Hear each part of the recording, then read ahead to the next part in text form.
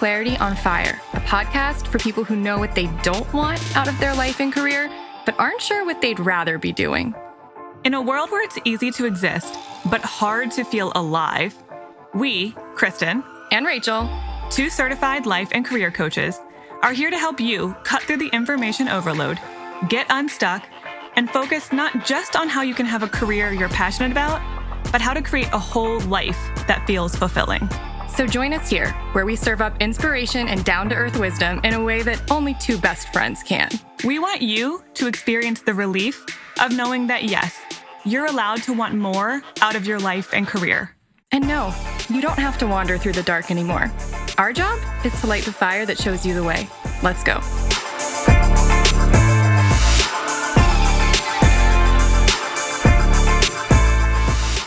Okay, we keep promising that eventually we're going to decide when to end our pandemic special. I'm just leaning into it. I told you we're not calling it that, and then I just keep thinking of it as that, and so it is what it is. So June 5th is going to be the last day. Friday, So June 5th. It's kind of optimistic from a standpoint of, I hope by that time we'll all be in a better place, but it's got to end at some point, you know? Right, and if life gets crazy again, we might come up with something different. Something or bring new. it back, or I don't know. But Yeah. For now, we're going to give you an end date on that. And keep in mind, we may not be able to talk to all of the people who sign up for single sessions immediately. Yeah, but if you sign up for a single session, you might have to wait 2, 3, 4 weeks, but we'll talk to you. Don't worry about that. June 5th. So for 50% off the Passion Profile short course for single sessions, which, again, that ain't coming back, like, maybe ever. Because I'm hoping we're not going to have another pandemic, you know. Fingers crossed. Yeah, seriously. Or you can bundle them for even cheaper. All of that's in the show notes. And you can go to clarityonfire.com/pandemic for more on that, or to, you know, just navigate to any of those pages. And hey, forward this episode. We don't really forward an episode. You know what I mean? Share it. You can share it, yeah. Sure. I'm just trying not to sound like an elderly person, and I failed. Forward on your email box. Can't really forward. Speaking of elderly people, my dad is calling me right now. Thank God. He would not like you referring he would to him hate that. as but such. he literally has never listened to my podcast, which is a blessing. So that's not a problem. He's probably calling me because the power is out and he's bored, but He can't watch TV with the dog. it's daylight. He should be outside with my dog right now. They're together, and they're soulmates, by the way. I have never seen 2 creatures love each other with such intensity. Yeah. And that's including a lot of the romantic comedies I've seen. I'm her nanny, and my dad wasn't gonna get another dog. I got a dog, and so I feel like on a spiritual level, she just decided, well, this is the closest I can get to him. She makes the best of her time with you so that she can get back to being with him. Yeah. I understand. It's fine. Okay, so let's talk about Ronti, who is our guest today. Normal Person episode. Ronti is one of my favorite people. She just is so positive and she makes me laugh, and she has a great accent, as we mentioned in last week's episode. And she's here to talk about... That wasn't last week. That was Tuesday, Kristen. Or earlier in the week's episode. Time is weird right now. Yeah, it is. She's here to talk about how she is dealing with all of this uncertainty. And she's got a little extra, like a little dash of extra uncertainty on her plate at the moment too, which we're going to get into. So she's feeling it double. I feel like I have a dash of extra uncertainty. So I'd like to hear from someone who is experiencing the same thing, or maybe worse. She's very wise. The conversation took all kind of twists and turns I didn't expect, which got me super excited. So I do like a nice roller coaster of a conversation. I had like a thought about where I wanted to go, and it went so much better even than I was imagining. So she has so much good stuff to share, and it's very timely. It's going to be timely no matter when you're listening, because uncertainty abounds in life. I mean, but uncertainty is the norm. especially now. All right, let me read her bio. R.A.Williams is a London-based business coach. Okay, she is a coach, but we didn't turn her into one. She was a coach when she found us. I promise. It doesn't count. Who works with individuals and organizations to manage and master change at work. She came to business strategy and career coaching from a background in finance and strategy consulting, followed by a role in a Christian charitable trust coaching and mentoring leadership program. Wow, that's a lot of stuff. Mm-hmm. She is especially grateful to God for her family and for the joys of living in the best city in the world. She loves people, surprises, and being surprised by people in good ways, and cannot wait for lockdown to end. Yeah, Ronti's a huge extrovert and she's like wanting all the people. I do feel for the extroverts out there, and this is my time. And now you have to revel in it. Wait, one of my clients and I yesterday were talking about the fact that as introverts, now the extroverts are learning what it's like to be a somewhat second-class citizen. The whole why can't you just come out? What's wrong with you? And now the introverts are like, what's wrong with you? Why can't you just stay in? Yeah. Do you like it? You didn't like it, do you? You don't like it. Stop doing it to us when the world goes back to normal. Anyway, okay, that's been a PSA. Here's Ronti. Hi, Ronti. Hi, Kristen. I was just thinking, I think you're our first normal person from the UK on the podcast.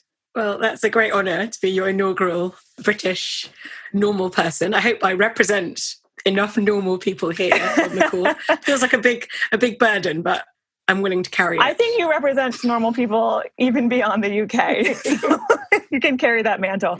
We did have an expert from the UK a while back, but you're the first normal person. And honestly, I'm already pretty sure I'm probably going to want to have you back as an expert anyway. So you can hold that mantle as well. Great. So I've been wanting to have a conversation about this topic of how do we deal with masses of uncertainty? Because it's just so relevant now. I mean, it's one of those weird times when everyone on the whole planet is going through the same uncertain situation simultaneously. Plus, we all have our own individual, personal, uncertain situations on top of it. So it's just maybe the most relevant topic I could think of at the moment. And I immediately thought of you for this topic because I just know you have a ton of great personal insight into this. So I want to jump in, and we're all struggling with unprecedented uncertainty right now. But I feel like you in particular got a head start.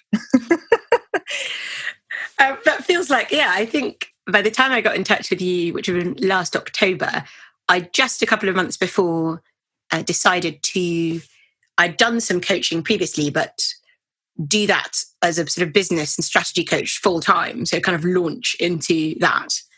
And as with everybody who thinks about starting their own business, there's always that balance of that's going to bring with it a certain amount of uncertainty on top of normal uncertainty, like where am I going to get clients and how's the business going to grow? And so I think probably by the first time I spoke to you last October, I was still in the kind of middle of that situation, but excited about it, but really needing, hence it was great to get some coaching from you just to kind of direct some of that a bit.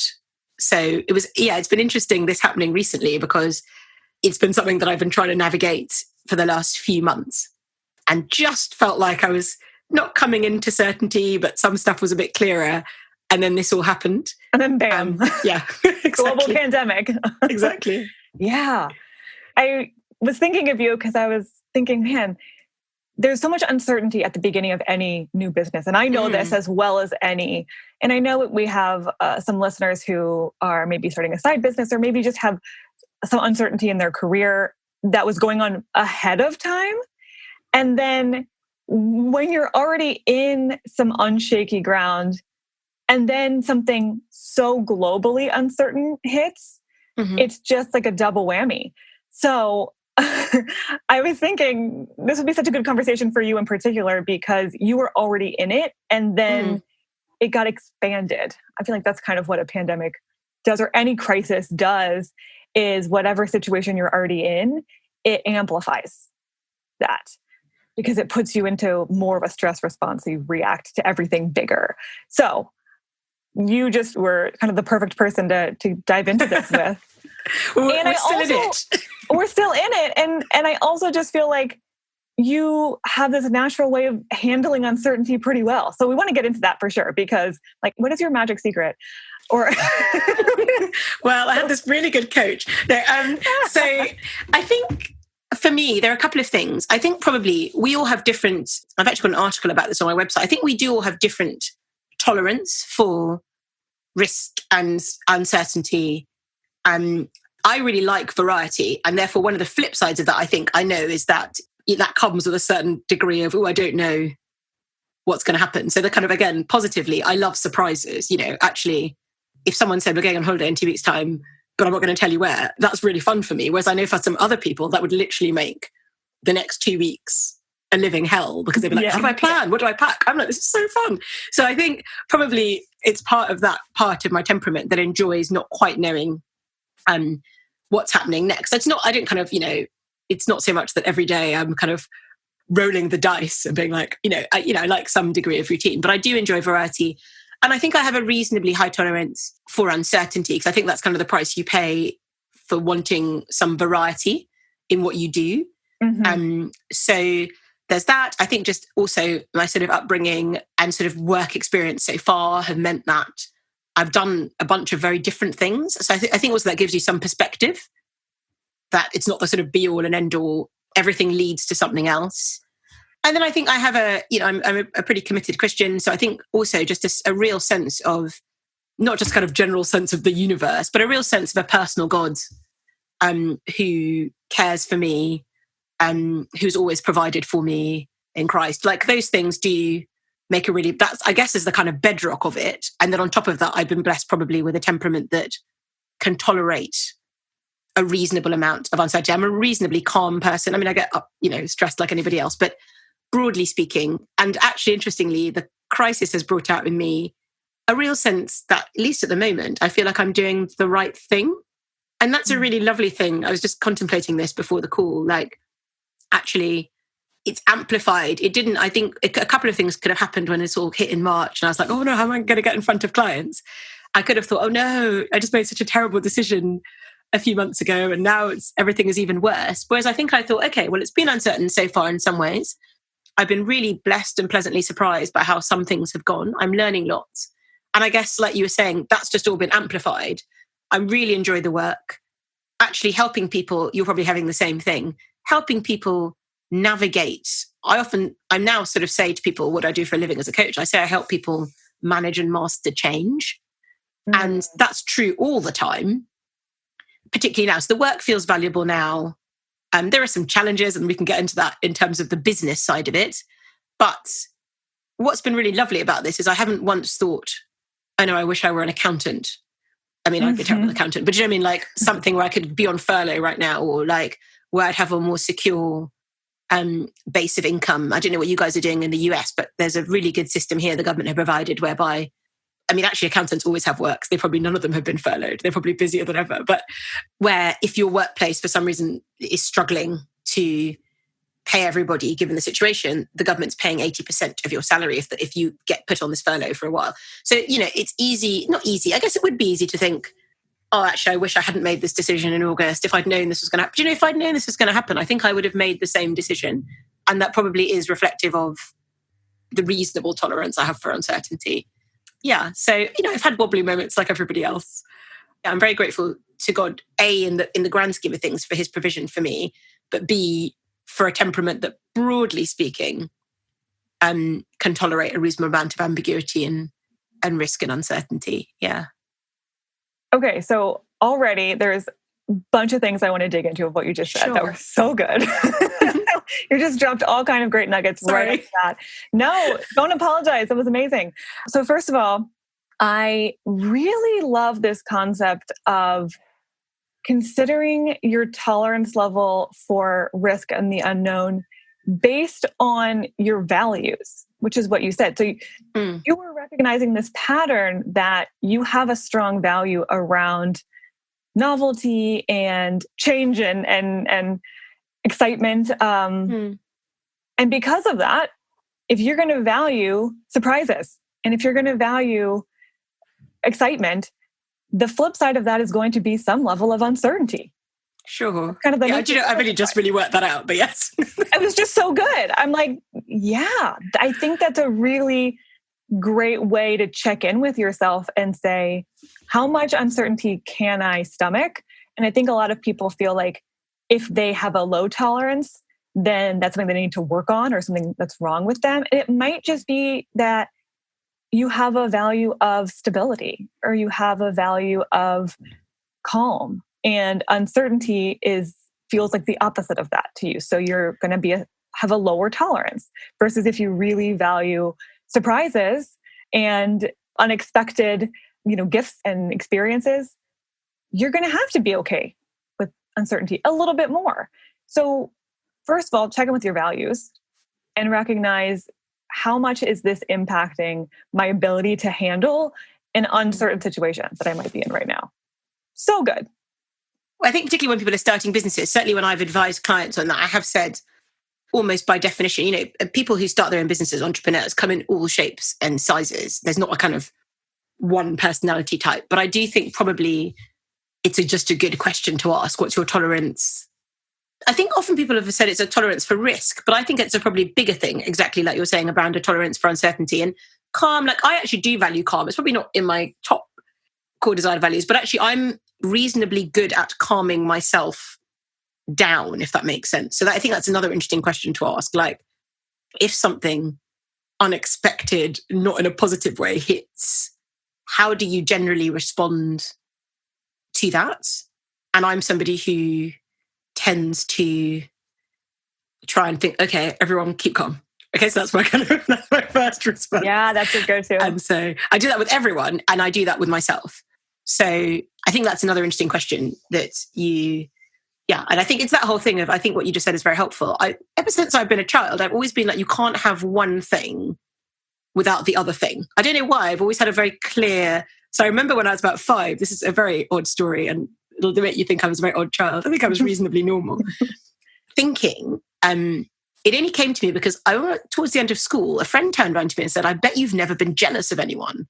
And I thought, what a strange thing to say. And then I thought, I actually can't particularly think of it. And then I remembered being about 5 and thinking to myself, if you're going to be jealous of someone, you've got to be jealous of everything. It's a weird thing to think as a 5-year-old, isn't it? And actually you're never jealous of all of somebody's life, right? Because people's lives are really complicated. So they may have something you want or that looks enviable on one hand, a great family, or they might have looks you want or money or whatever, I don't know, depending who you are. But then other things would have happened, other things they have will not be so great. But I actually very distinctly remember thinking that as a child, you can't have one half of it and not the other half of it, kind of thing. What a brilliant little 5-year-old you were. I know, what a weirdo. I keep thinking of little rules I gave myself as a child and being like, wow, you actually said that to yourself. That's so weird. Yeah.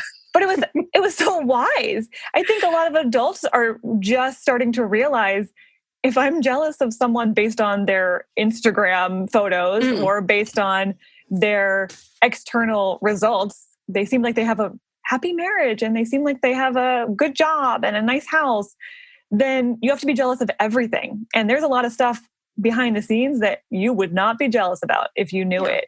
Exactly. So for a little 5-year-old to recognize that, that's just brilliant. It was a kind of deal. I sort of thought, and I guess that's what I'm saying about the flip side of the calm thing. I think I often do think like that. Well, I think, well, if this weren't true, then what? Or how would this work the other way around? I think probably naturally, just thinking that's probably a little bit how my brain works. So I can't both love surprises and hate uncertainty. That doesn't make sense. So, I mean, when I say hate uncertainty, I don't love, again, I'm not somebody who wants to live, I'm not a kind of fly by the seat of your pants. I plan reasonably well and I kind of know, broadly speaking, what's happening. But I think it's been a real challenge actually of this situation is that things like when I work, I technically have been working from home since August. I think I've said this to you before, but I almost never work from home in my actual house for various reasons, partly because it's boring. And so I work from a variety of different places around, a couple of workspaces. There's a place I'm a member of, a couple of cafes. There's one place which is a communal area of a Whole Foods where I find if I have to finish a presentation, it's like the best. I don't know why. It's your go-to presentation done. Like it's the weirdest. I don't use it for all my work, but that gives you some sense of, partly I like coming home, but partly the monotony of working at the same place in the same spot every day. If I have the choice, obviously if I'm working in an office, I don't like every week say, can I have another desk? Like I live with it. Right. But now I'm moving there, and actually I find hot desking in offices, funnily enough, quite annoying. So maybe that's interesting. But when I have the choice fully at home, so it's been an interesting thing about this, like there's been some uncertainty in some ways, but much more, I've had to work really hard at getting a balance between routine and variety. That took me a couple of weeks just to get my head around. You need some routine, otherwise it's just impossible to do anything. But I really function on variety of input, variety of people. I really struggle with that as a kind of textbook extrovert. I'm lucky I'm not living on my own, I don't know how I would survive. But actually, I only recently realized I need a variety of people. That's why I love coaching. So, yeah. Again, that was a lot. That's such a good point, though, about you can be, because of your desire for variety, which inherently has some uncertainty, then being in a really big, global, uncertain situation doesn't mean that every day feels uncertain. In some ways, it kind of feels monotonous and overly certain. You know you're going to be at home. You know every day is going to look very similar. And so you can find, whether you want to or not, frankly, you can and probably will find some moments of certainty, even in something really big and uncertain.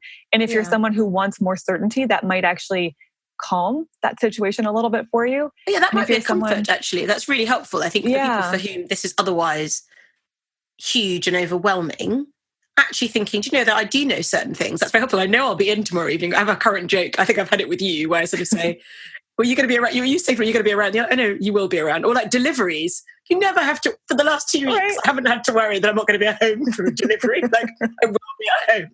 So, little things, but it's sort of funny thinking, there's certain things you actually can be certain of at the moment, even in the midst of everything else that's going on.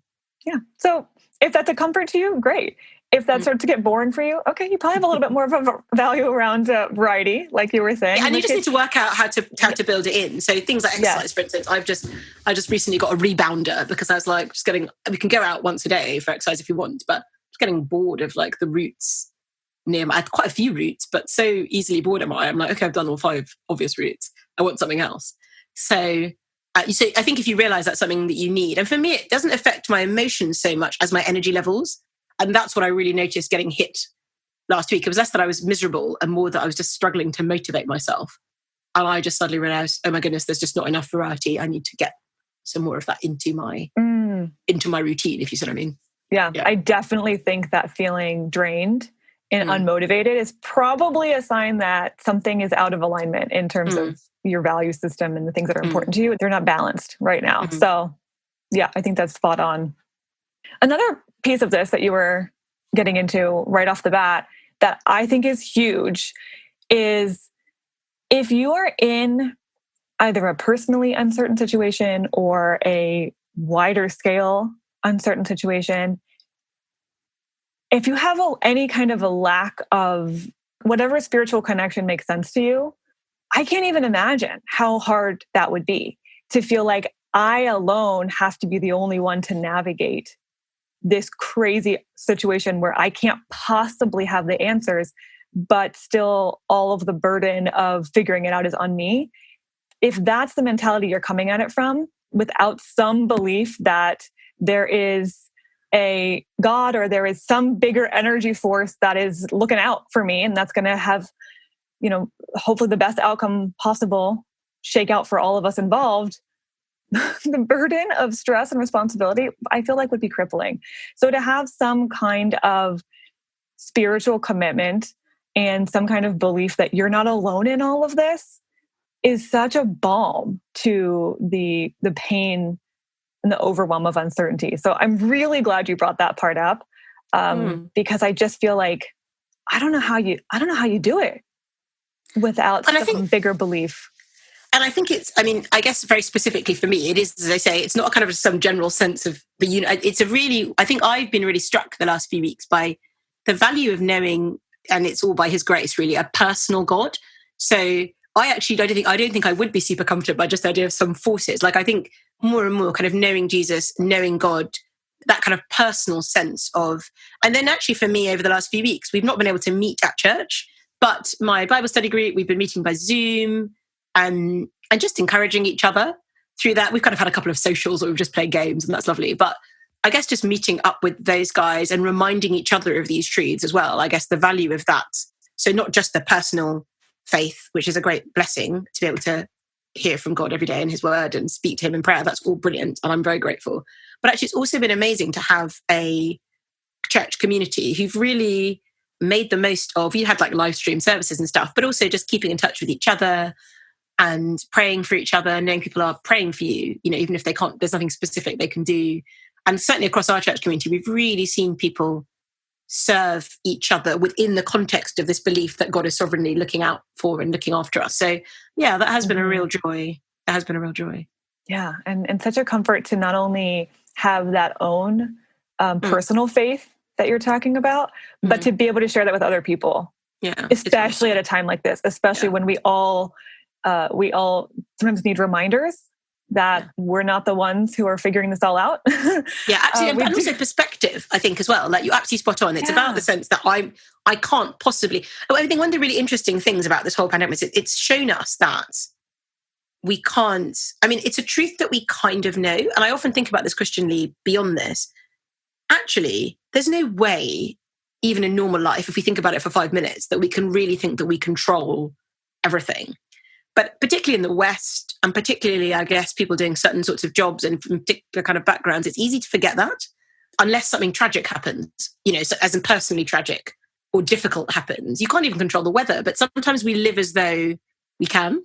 Mm-hmm. And what this has reminded everyone is something that's always true, which is actually we've got in lots of ways. There are certain things, obviously, we can, as a coach, and as you as a coach, I'm not saying nobody has any control over anything, but in terms of big external events, we don't have that control. As a Christian, I think God has that control. But even if that wasn't your belief, realistically that it's also true you can't control everything.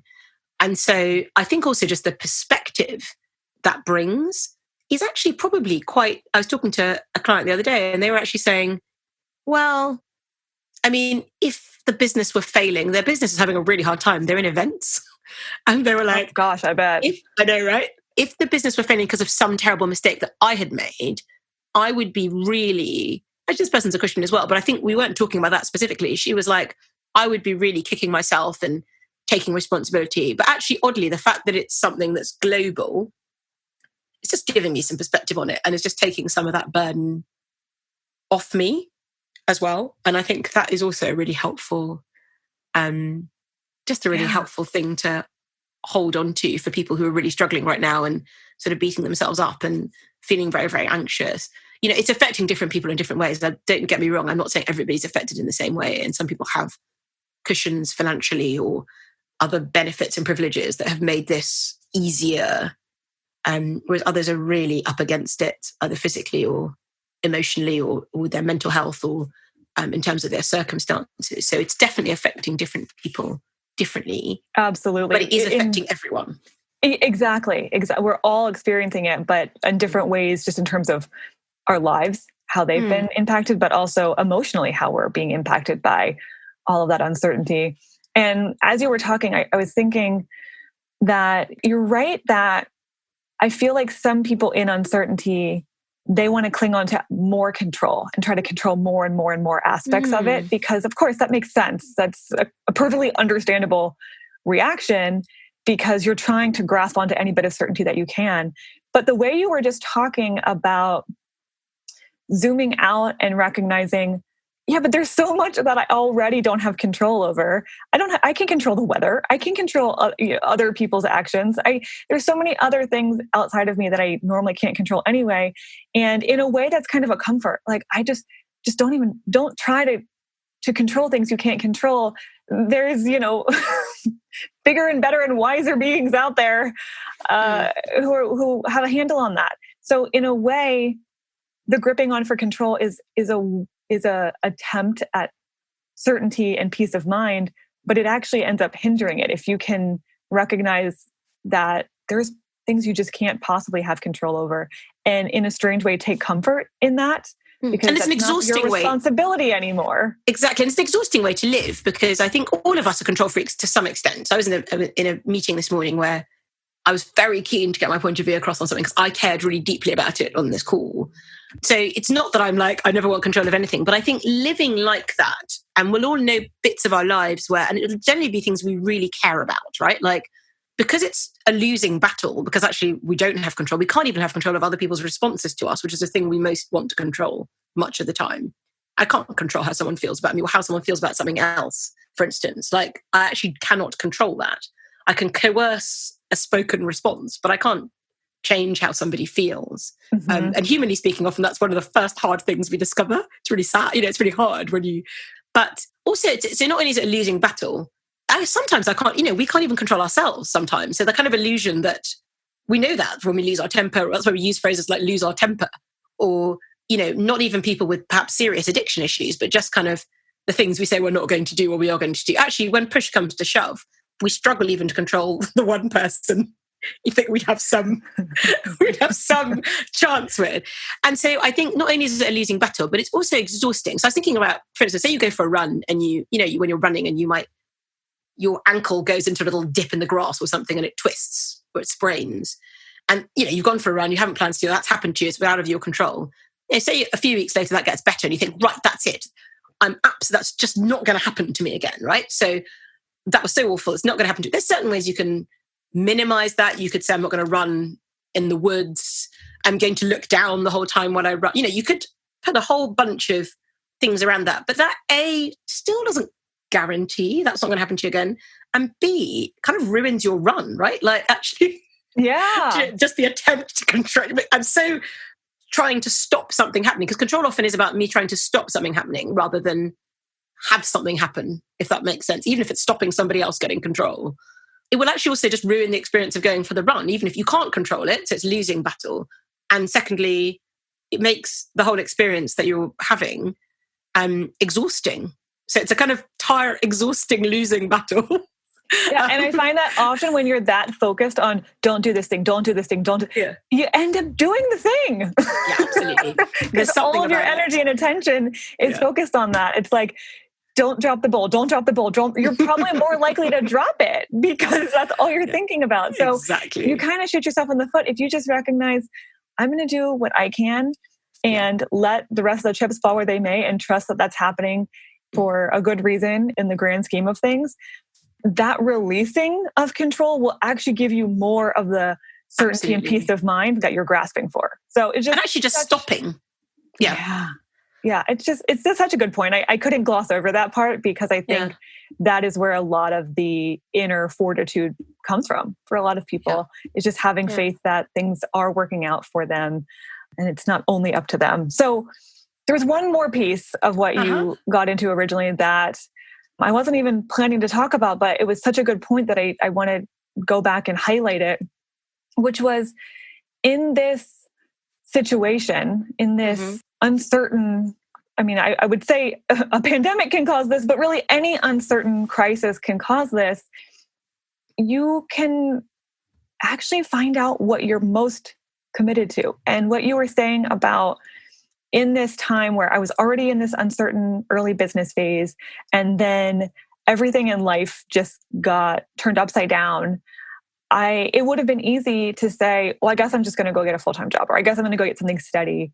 Or I wish that I had a job where I could be furloughed and make 80% of my income and not do anything.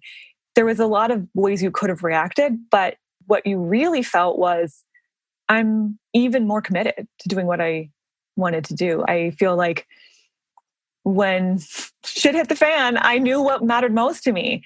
And that often does happen in a crisis. The priorities come to the surface. The things that you have a strong attraction to and commitment to shine really brightly while everything else fades into the distance. So that was just such a valid point that there is this clarity that can come from crisis and uncertainty that can be its own version of stability. It can be the thing to latch onto that I know I love this. I know I love my family. I know I love my work. I know I love these different parts of my life that I don't always give as much attention to as maybe I should. But now I'm recommitting. Yeah, I think that's right. I think it's something around, I think this is difficult, but it also feels worthwhile. And I think that's the, ask me that in 3 months' time, I kind of hope when I'm I have to go and work I've got to go and take a sort of minimum wage job or whatever, because I haven't had any clients. But currently, I think I feel like, yes, I think the sense of this is difficult, but it feels worthwhile. And I think probably that's about as you pointed out some other really exciting areas for that. So, for some people that will be sitting in a whole area around personal relationships. They might be living with a flatmate or in a relationship or in a marriage or something where things had been already a bit tricky pre this. And then this is just, as you put it earlier, amplified everything, right? So you don't have the usual escape routes you would have from people. This is very much uppermost in my mind because I've been doing this work on challenging conversations, or you don't. And so then I think you find yourself thinking, no, this is not that this is easy, but it feels worthwhile. And certainly that's where I was on the work. I think I thought, it's not as easy, but it feels worthwhile. I still really enjoy it, which is not everything. We've still got to earn a living, but and it feels worth persevering with, I think, as well. That's what it is, isn't it? Like, actually, the difficulty hasn't devalued it for me in any way. If anything, as you pointed out, it's kind of drawn my attention to its value. And I think that's and actually, that's probably a nice thing, again, for people who are really struggling at the moment. And lots of us are struggling. It's very up and down. I said to a friend the other day, it's a bit like we're all on a roller coaster, but in different bits. So like today, you're at the top bit, and then I'm going through the watery bit at the bottom of the log flume. And like we're all on it, but like not in the same, what are they called? The little kind of carriagey car things. Yes. I spend a lot of time. But, so almost each day you've got to check in just as you're talking to people about where you are on that. Well, and thank goodness we're all at different ones, frankly, day to day, because can you imagine if we were all in the bottom, in the water, in the log flume at the same time? Yeah. Whew, we need some of the people at the top and slowly going down the final hill. Yeah, exactly. And running our own business. Make it. It's like, exactly. I always said to people, and I think we spoke about this, when I used to previously do a job, I did a bit of kind of itinerant work, and one of my colleague said to me, he'd done a similar job, but in an organization. And I said, what's the difference? And he said, the highs are higher and the lows are lower in doing it in this kind of slightly more itinerant, enterprising way. And that's certainly true anyway of working for yourself. The highs are higher and the lows are lower.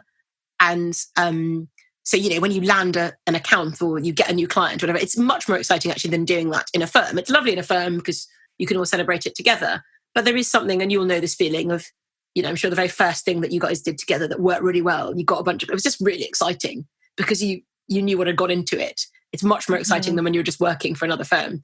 But then, the opposite happens. You spend ages and you launch something and like one person signs up, or you spend ages writing a pitch for someone for some work and they don't even bother getting back to you, right? Because you're not that important to them.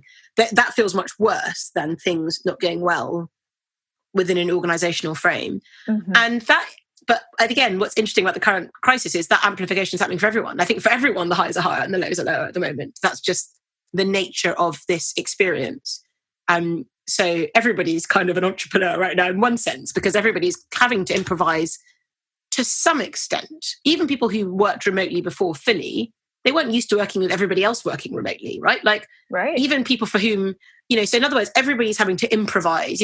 When you're running your own business, there's some level of improvisation that goes on all the time, and and a level of experimentation. It's one of the things that's fun about it, I think. It's not everyone's cup of tea. You're currently thinking, even you guys, you've been running your business now for a few years. You shake things up from time to time and you sort of say, why don't we try this? And you have the freedom to do that when it's your business. Improvise, experiment. Everybody's kind of having, whether it's with homeschooling their kids or working out what it looks like to work in their house every day, or I'm managing a team. What does it look like to check in with them? Let's try one-to-ones this way this week. And everybody's having to improvise and experiment a little bit. So I think in a way, it's almost like everyone's, even if they're working for the biggest global corporation in the world, having to be a bit more of an entrepreneur, whatever that looks like. I love that. That's so true. That's a lot of the challenges that entrepreneurs are dealing with every day are the things that people who never really thought about those types of changes. And honestly, that type of self-management where you're directing more of your behavior and how and where and how you're using your time than ordinarily. Exactly. They're trying to figure that out too. We're all figuring it out together now. And they're kind of like, let's just try this, right? Like, let's try this, see how this works. So I wonder whether, interestingly, one of the things that will come out of it, I mean, who knows? I'm not even speculating so much as I'm just asking the question. On one level, when this first happened, it seemed like the worst possible thing to be working for yourself for the reasons that I've just said. But I wonder whether some people who would never have thought they had the tolerance for it, or actually would have thought that working for an employer is much more certain. And in some ways it is, and in some ways it isn't. When you work for an employer, you have one client to some extent, right? Like actually your bets are even less hedged than somebody who, at least when they're working for themselves, possibly potentially has different clients or different avenues of income. I guess for people for whom, sadly, actually, maybe they've lost their job or the furlough, or, it's different things have happened that have made them realize that their permanent position, if what had kept them in those kinds of jobs was, well, at least this is a solid permanent position. I'm wondering whether for some people it'll be that, realizing actually that's not as certain as I thought. And therefore, if that was what was putting me off having a go at running something, even on the side, let me just have a go. For some people, I think they would have discovered they have a far higher tolerance for uncertainty and a far bigger kind of gift, if you like, for improvisation and for experimentation than they would have given themselves credit for before. But they would have had to do things and work things out that this particular situation. I mean, I'm such a Pollyanna. I always say this to you. I think sometimes my family, the thing that I get told most is, shut up, Pollyanna, because I'm always like, I'm always looking for the silver lining. But I do wonder whether it's not so much a silver lining as just a question that some people would have discovered capabilities in themselves. And again, you'll know this as a coach. It's one of the great joys of coaching, is people realizing that they can do things they didn't think they could do. Not that they can do anything, because that's nonsensical, but that they can do things that, whether it's they've taught themselves down, other people have told them you can't do this. They're like, oh, turns out I can do that. It's as simple as that. And I wonder whether this will, if you like, this situation will coach a whole bunch of people into recognizing capabilities or tolerances that they didn't previously realize they had. And therefore it will change the way they think about their job. It probably possibly will work the other way around. So, I think entrepreneurialism has had a very good period in terms of PR for the last, let's say, 10, 15 years. It's actually not easy, as you guys will know better than others. You actually managed to weather the storm for a number of years. And for people perhaps who thought it was a kind of glamorous, I think sometimes it can bring a bit of glamour to it. But not every day is with your laptop option on the beach with a mimosa, right? Exactly, like with a mimosa, and you're just like making YouTube videos, and you got like 5 million followers, and the money's pouring in even while you're asleep, right? And actually for that person, this will say to them, do you know what? This is not right for me. It's actually, interestingly, I mean, maybe I get there. I think so far it's had the opposite effect, but, and so in that sense, it's a kind of coaching. It's a great opportunity to be a coach and to offer value to people as they try and work this stuff out. And I'm really finding that to be a real privilege with my clients at the moment. But actually also, I wonder just the situation as a whole will kind of coach people through some of the lessons that maybe would take a 6-month coaching program for someone to get to. This situation will bring we're all to the in fore the for people. Graduate school level class right now. Yeah, right. It's just happening now. The situation is coaching you, right? So it's telling you things about yourself. It's showing you capabilities. It's showing you some weaknesses as well, and things that you need that you hadn't previously realized you needed because you just had them, and things that you can lose that actually it's not such a big loss. I think one of the big questions to ask is kind of, what have I lost that I realized I didn't need? Such a kind of lovely thing, I think, that will come out of this for people. They're kind of big things, like we don't need to travel everywhere for meetings, but actually on a personal level or on a professional level, like, it turns out we didn't need that. Like, we just always behaved like we did. We didn't need that. And what just knowledge have I gained about how I work, how I interact with people, how I impact people, that means I can be doing things better the other side of this. Yeah. So it's a kind of coaching. It's one big situation. It really is, because you can't help but learn some very key things about yourself when you're going through a crisis, whether, again, it's personal crisis or a global crisis, or maybe both simultaneously. You're going to recognize, I love that you kind of brought back that idea of tolerance, because I think some people, if they've never had to test their level of tolerance, they might think that they don't have a very high level of tolerance for uncertainty or for change. And when you're going through something really hard that you didn't expect, that got thrust upon you, and you look at yourself and every day you're showing up and you're making it happen and you're surviving, all of a sudden you recognize, oh, I can handle more than I thought I could. So your level of resilience can't help but go up when you go through something hard and uncertain. And I am definitely seeing a lot of my clients and just friends as well, recognizing, oh, I think I love working from home. I think I need to do more of that later. Or some people saying, my dad is like, shoot me now, get me out of here. I need to go be with other humans. Like he's struggling being home all day, every day. And for some people who might have thought, I wonder what this would be like. I wonder what having more say and control over my time each day would look like. I wonder what working from home would look like. I wonder how I would respond in these situations. You're getting those answers now. And that's actually going to help put you on more stable ground after this experience, because you're going to know much more clearly and confidently what works for you and what does not work for you. You're getting a lot of data very, very intensely and intensively about a whole bunch of stuff. And that is really, and I guess like with all data, it then depends what you do with it. It's a constructive thing, not to be kind of navel-gazy, but to start thinking about some of those things now. I was on a really good webinar last week as part of my CPD, which was around, it was a guy giving it who's worked in crisis management for kind of 30, 40 years. So he's really helped companies and governments through some pretty massive stuff. And he was talking about kind of 3 phases of any kind of crisis. So the react phase, panic or just kind of people getting used to it. And then what he called the very long respond phase, which we've entered maybe a week and a half ago, but it's the longest phase. And then eventually a kind of reset phase. And he was thinking about this we were thinking about it for leaders and companies, but it's true for any person in a situation like this. And as you say, with this, there's a kind of a leveler that crisis is affecting in different ways, but it's affecting everyone. It's not, I could be having a personal crisis that you don't know about, but actually in this scenario, the crisis is a kind of a global one. So, and then, so what does it look like while you're in respond, also to be having a little bit of an eye towards reset, even if that may be a little way off.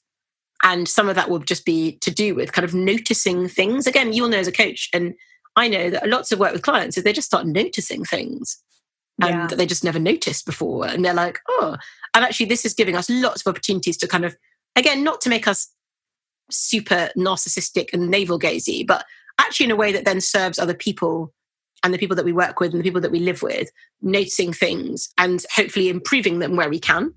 So I guess just gathering that data in a really helpful way. Yeah, but as I say, the data is only as good as what you do with it. But it's useful that we're getting a lot of it. Not by choice. So, you're getting smacked by a 2x4 so much data, some self-awareness. Like people are just dumping boxes. I only watch films where lawyers, they ask for information from the opposition. If the opposition is really awful, they kind of send a truck with like boxes and boxes and boxes of documents to their house. You're getting all these documents just delivered to your house with data about yourself and about your situation and about those around you and about the world. I think people are learning things about their colleagues, about their governments, about how their countries work. Like, actually, it's one of the things that a crisis does. You're like, oh, it turns out the federal government works this way. Or like, people are actually just learning quite a lot in a way that they would never kind of necessarily Google this, right? Like, who has precedence in a crisis, the federal, or so I think just making the most of that data. Again, I'm somebody, it's a high value for me. I love learning stuff, right? So I'm like, I'm learning so much stuff. But I think even if it's not something that you would necessarily say is a high value for you, it's happening. Mm-hmm. So what does it look like to translate that into a way that helps you do your job? I mean, particularly because I work on the job side, like do your job better. And by better, I mean more sustainably in a way that serves more people and just, just works as well as possible for you, the people that depend on you and the people that you work, whatever who the other stakeholders are. So it's a lovely kind of opportunity to do that. And and I think a lot of people have had to accelerate a bunch of stuff. So for me, for the business, I think I'd mentioned to you at the beginning of March, I'd already begun to think I need to broaden out my marketing channels. It was already something that was on my mind. And it was a bit like the Lord was like, we're going to accelerate that a bit, right? So, because actually most of my marketing had been done, I can deliver the work very happily like you on the phone. And I already was working with some clients by phone and it was great. As I say, the particular situation, whilst it's tricky for those running their own businesses, I do really think there is value, that coaches are offering real value at this point to people, particularly thinking about around work. So, and if there's value, there must be a market. It might be harder to find it. But I'm seeing that the clients already have. Like, it does feel like it's offering people an opportunity to clarify and contain some of what they're thinking about work, to start to make plans, all of those things. Yeah, to figure out what to do with all those boxes of information they're getting delivered to themselves. Like, what do I do? I need someone to help me sort through all of this. Exactly. But the whole issue for me, I'd realised that not necessarily a weakness of my model, because it wouldn't necessarily have been a weakness when things were a bit more normal, was that I was almost, in fact, exclusively, all the work I was getting from face-to-face things. So I was getting from speaking engagements or meetings set up with people or coffees, So, and I'd already begun to think, I probably ought to broaden the ways, partly because it just allows me to reach more people that I might work really well with, right? Like actually, if I'm just depending on, I must see you in person, that's a whole bunch of people that I don't get the opportunity to, we don't get the opportunity to think about coaching with. And having worked with you and you're in a different country, I knew perfectly well that I was really glad. I kind of think there's no UK coach I would rather. Right, there was no way we were going to bump into each other in a coffee shop. But wonderfully, that opportunity came up and I had such a great experience being coached by you. So, kind of thinking, what if there's somebody else that would be really great and interesting to coach that I wouldn't necessarily maybe they wouldn't come to an event I was speaking at, or I wouldn't necessarily have a mutual acquaintance who sets us up for a meeting or whatever. So I'd begun to think about that process, but I was probably being a bit lazy about it. And then, or just slower. There was no time pressure, except that I needed to think about that issue. And then, as I say, it's like the Lord was like, we're going to, that initiative that's kind of on the back burner, that's happening now. And so that's been really interesting for me in terms, I guess, on a practical level, thinking about uncertainty. Like I've had to just push that up the queue. It's become my number one priority from a business perspective. Yeah. Because I don't even have the option. It's not even like, it'd be good to broaden my options. Like the one thing I was doing, I can't do in terms of reaching clients. So I have to. It's not just it would be good to. It's like you have to. And that's actually great. It's great for me, the other end of this, because, and that's what I'm saying, I'm constantly saying to clients, of course, we must think about how to help you navigate this period, but navigate it in such a way that at the end of this, you are standing on firmer ground than you were at the beginning, not just you've got through it. Yeah. I was saying to you that it's the difference between resilience, which is a good quality and it's a great one, and we talk about it a lot, and resourcefulness.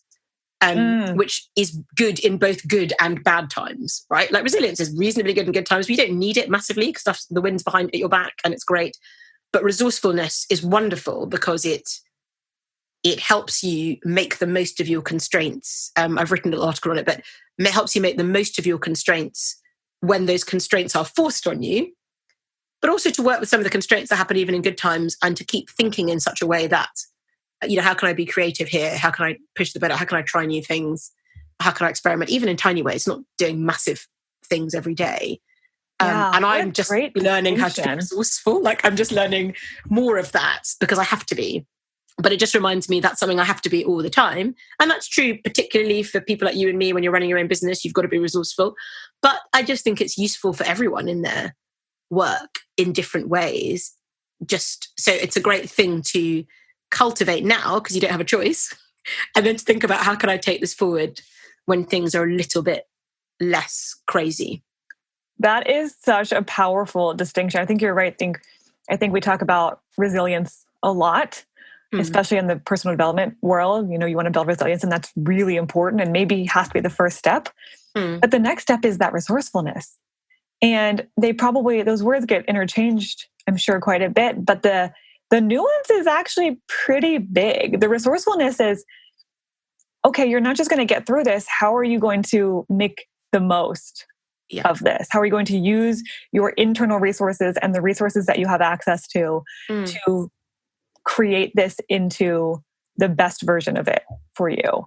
Yeah, and to get you the other end in a better place. And I think, again, as coaches, we do this all the time. So nothing is more satisfying than when a client comes to you with what they think of as a roadblock. So they come in, if you like, kind of clutching a roadblock, and they leave grasping an opportunity. And it's the same thing.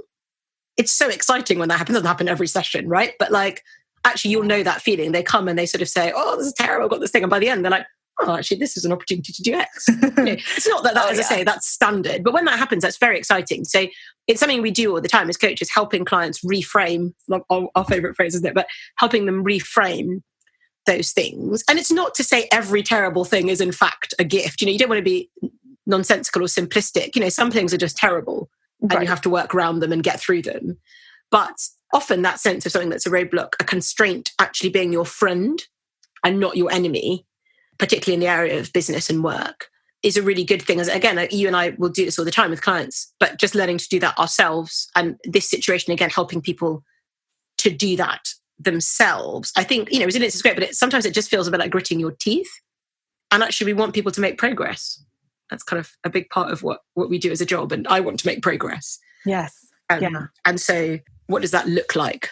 And what does it look like to help people cultivate that and delight in that? And then it also makes things that are difficult it brings a sort of positive challenge to them, as well as the obvious accompanying negative challenges. In other words, challenge becomes a positive thing as well as a difficulty. Right. Challenge for the sake of it, or challenge with a purpose or with some sort of solution that I can be seeking. Yeah, That makes a huge difference. I feel like you've been dropping so many pearls of wisdom this whole time. I guess I'll just ask, is there anything else that you would like to share with anyone who might be listening right now who is just feeling like the ground around them is shaky and they have very little certainty about what the next few months, if not few days, is going to bring, just to help with a little bit of calming that sense of unease that has worked for you? Oh, I think I probably covered the things for me. So certainly for me, as I say, the number one thing has been having this faith that is not grounded in myself, but in God, the God of the Bible, and in Jesus. Like, that has made a huge difference to me, that, as you said, it really doesn't depend on me, and it never has. So that's been, maybe that's not you, but just to say that has been, I think it's something that's worth looking at and looking into, not just because it gives you something, but it just makes it completely transforms your view of the world. It doesn't mean I don't have shaky days, but just knowing who to go to at that point. I think also people just need to acknowledge this is a hard time. And I was talking to a friend the other day and saying, I read a lovely article that just said, the loss you're experiencing is grief, which seems very dramatic, right? Because actually, people are actually experiencing proper loss. People are losing relatives and it's heartbreaking. But grief is a helpful word, because grief is sadness because of loss. It's not just sad. Sometimes we feel unidentified sadness in normal life. And that's just the part of living in this world. But I think it's not melodramatic or a bit silly or blowing things out of proportion. Sometimes think, those things are a loss. It is a loss not to be able to just drive over and see my parents.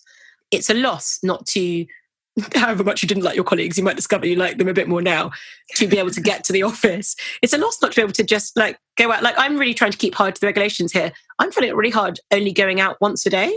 And I'm I really want to do it because I can't be expecting other people to do it. Not just being able to pop out whenever. I mean, these are real first world privileges, by the way. There are people in this world who live with this level of uncertainty, the vast majority actually of the world, every single day. They don't know, they're living hand to mouth. They don't know where their next meal is coming from. Actually, we're incredibly blessed. And I'm not saying it doesn't mean that we're not experiencing real difficulties. That's not me saying get over yourself.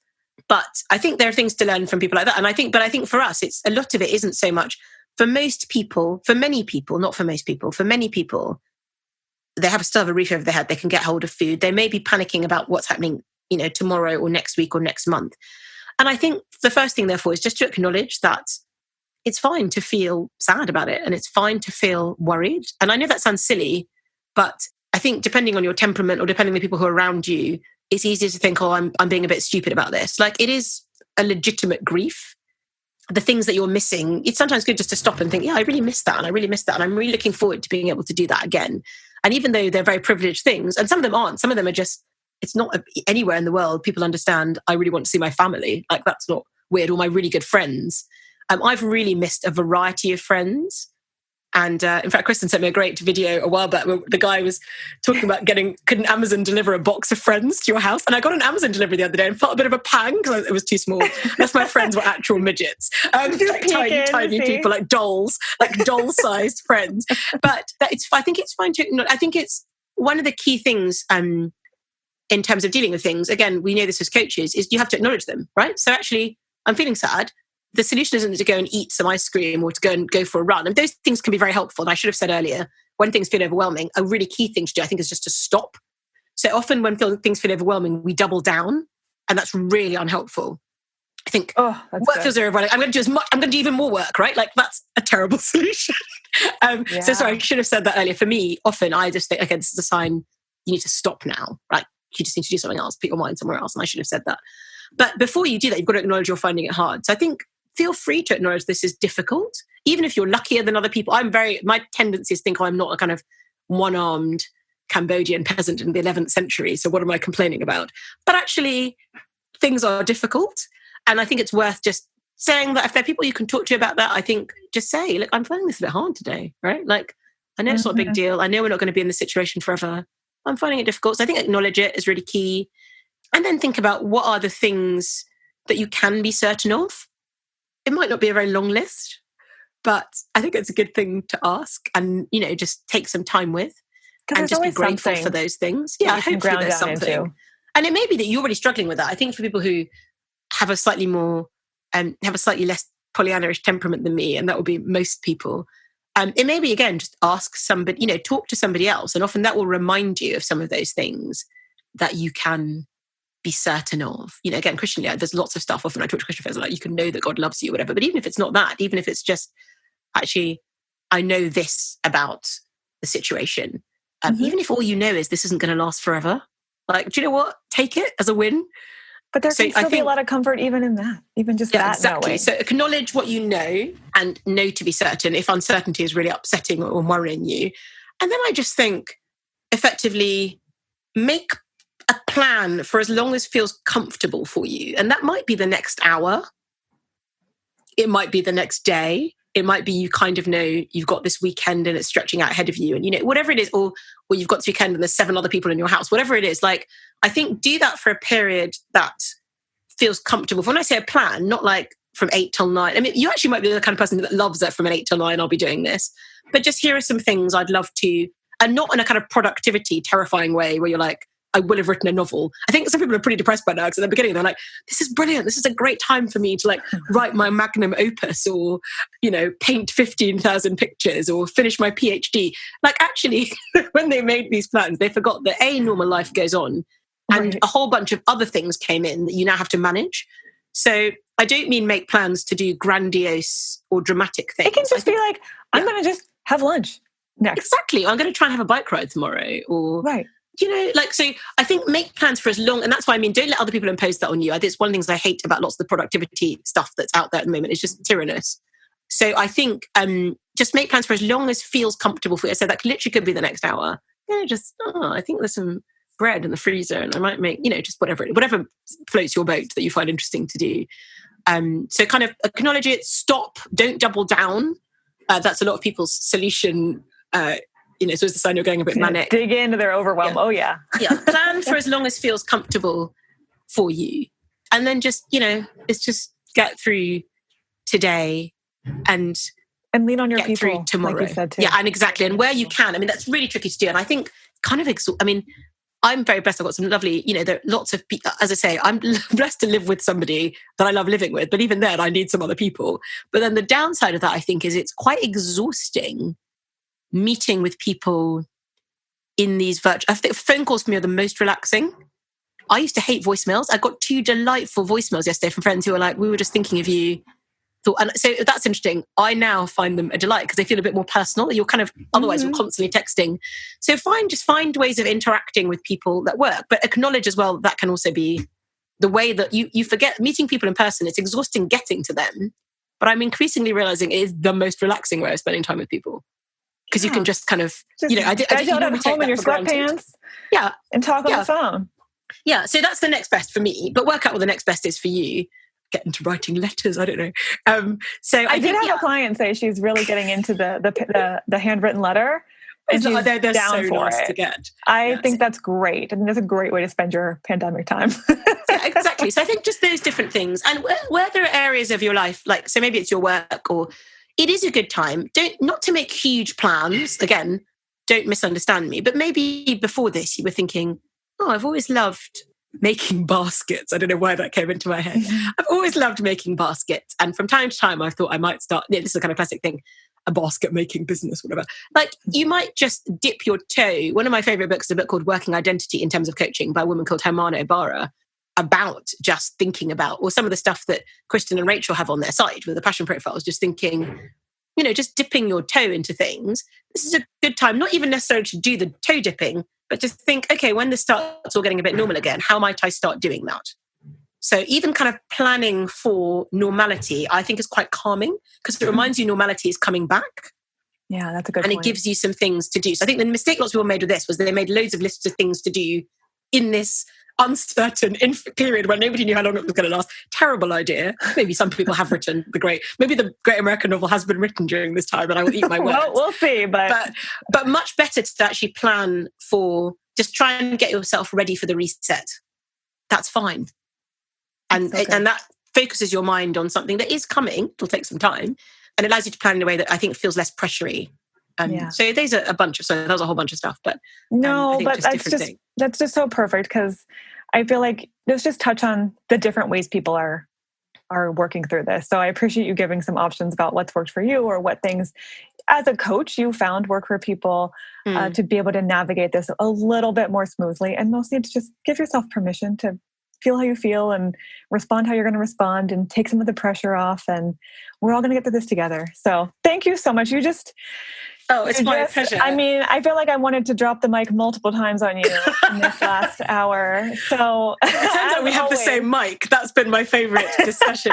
And I think I was saying to you before, I mean, this is going to sound like a shameless plug, but if I'm trying to put a few more, I had a bunch of resources, not many, on the website, which were mostly for entrepreneurs dealing with this whole roller coaster journey of being an entrepreneur. But I think I'm just going to load them all up and say to people, feel free to read them anyway, even if you're not running your own thing. But my website has a very boring name. It's just www.R.A.Williams.coaching.co.uk. So, well, we're going to link to it as well. So yeah. They can. So, but I'll try and put. Talking to you now has made me think. Actually, some of those resources, which up until now I've very much thought they're really just for people starting their own thing, some of that might still be useful just generally for people as they navigate some of this uncertainty, because we're all entrepreneurs now. Exactly. I was just going to say that. I think that's going to be more relevant now than you think. So yeah, definitely pull together some things you'd love for people to read next, because I know there are some people who are listening to this who want to hear more from you, who want to keep going with this conversation because it's just very relevant to them.